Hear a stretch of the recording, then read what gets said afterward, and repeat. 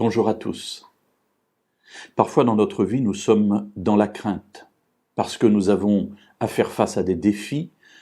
Parfois nous ne comprenons même pas les tenants et les aboutissants de ces défis, et donc les solutions nous échappent et notre avenir ressemble à un mur devant nous dont nous ne savons pas comment le contourner.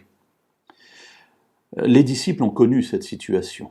À un moment donné, Jésus monte à Jérusalem et on sait que l'atmosphère est très lourde, et c'est ce qui transparaît en tout cas du texte que nous allons lire ensemble, parce que cela fait déjà plusieurs fois que Jésus parle de ce qui va se passer à Jérusalem. Dans l'Évangile selon Marc, au chapitre 10 et au verset 32 à 34, Marc nous raconte ce qui s'est passé à ce moment-là. Ils étaient en chemin pour monter à Jérusalem et Jésus allait devant eux. Les disciples étaient angoissés et ceux qui suivaient étaient dans la crainte. Jésus prit de nouveau les 12 avec lui et se mit à leur dire ce qui devait lui arriver. « Voici, nous montons à Jérusalem et le Fils de l'homme sera livré aux principaux sacrificateurs et aux scribes. Ils le condamneront à mort, le livreront aux païens, se moqueront de lui, cracheront sur lui, le flagelleront et le feront mourir.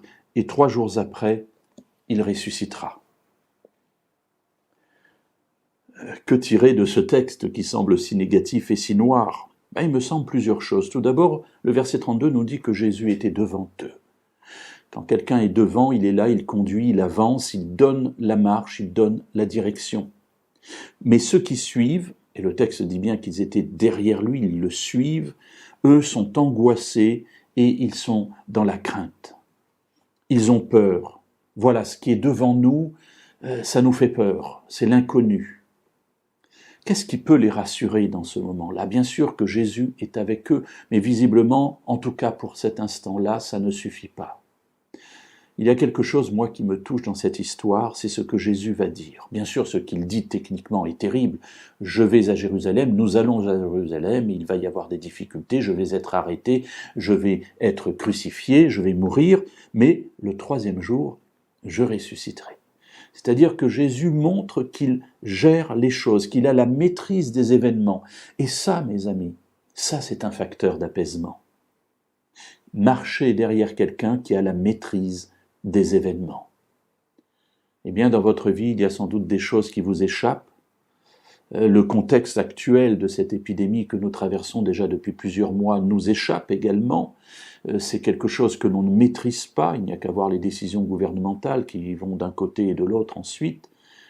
Mais il y en a un qui est devant nous et qui, lui, maîtrise toute chose parce qu'il est capable de dire à l'avance ce qui va arriver. Celui-là, c'est Jésus. Jésus connaît notre avenir. N'ayons pas de crainte. Restons derrière lui et avançons sur ses pas, car au bout de la route se trouve le salut.